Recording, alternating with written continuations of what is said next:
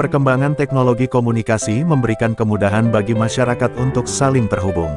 Telepon genggam alias handphone, HP, menjadi salah satu terobosan teknologi yang bermanfaat dan penggunaannya semakin luas. Di Indonesia, khusus di kota Semarang, teknologi telepon seluler generasi pertama, 1G, masuk sekitar era 1985 dan terus berkembang sampai sekitar 1992. Kala itu teknologi yang dimanfaatkan bernama Nordic Mobile Telephone, NMT. Namun, perangkat NMT 450 dan NMT 470 yang banyak beredar kala itu masih berukuran besar, dengan berat 430 gram. Tentu tidak bisa dikategorikan sebagai telepon genggam. Selain itu teknologinya hanya memungkinkan melakukan panggilan 35 menit dan harganya terhitung mahal, sekitar 10 juta rupiah. Masuk pada 1993, teknologi generasi kedua, 2G, mulai banyak dimanfaatkan. Jaringan generasi kedua membawa telepon seluler dari analog ke komunikasi digital tahap awal. Di kota Semarang teknologi yang dikembangkan adalah GSM. Selain soal jaringan, dari dimensi telepon genggam juga jauh menyusut, cukup untuk digenggam. Penggunaan kartu SIM juga memungkinkan pelanggan untuk berganti handset tanpa mengganti nomor.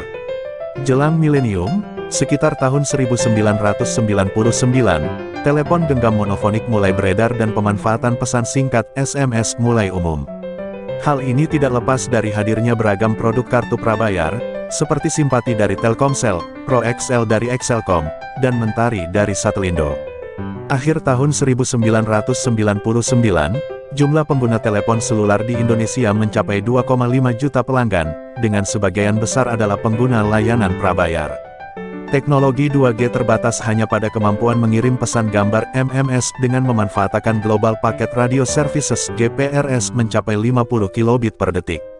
Sementara itu, kebutuhan pengiriman data yang semakin besar mendorong lahirnya teknologi generasi 3G pada era 2000-an awal dan akhirnya layanan terkomersialisasi pada 2006.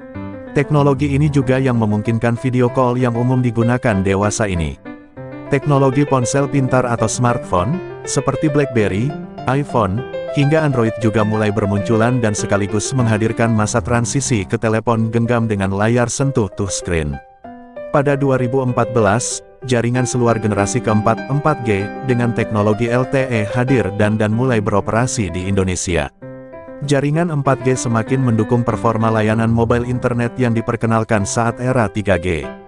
Disinilah kemudian layanan game mobile populer, termasuk HDTV, video conference, 3D TV, dan fitur lainnya yang bisa diakses di smartphone dengan internet super cepat.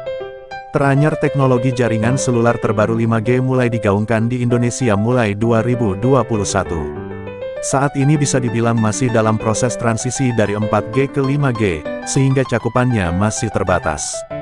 Teknologi ini akan memberikan layanan pertukaran data yang lebih cepat, dengan kapasitas yang lebih besar dan latensi yang lebih rendah sehingga jeda pengiriman data semakin minim.